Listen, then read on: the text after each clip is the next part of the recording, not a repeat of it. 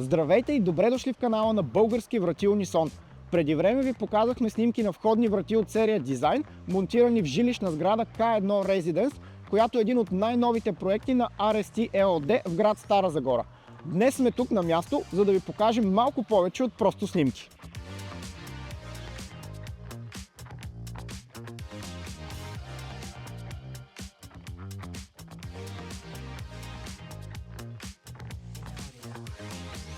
Сградата се намира в непосредствена близост до основно училище Паисий Хилендарски и парк Артилерийски, които най-вероятно виждате зад мен. Построена е с качествени материали и съчетава съвременен дизайн и функционалност. И най-важното, има 43 апартамента и 24 гаража, от които все още има свободни за продажба. А сега да видим и вратите.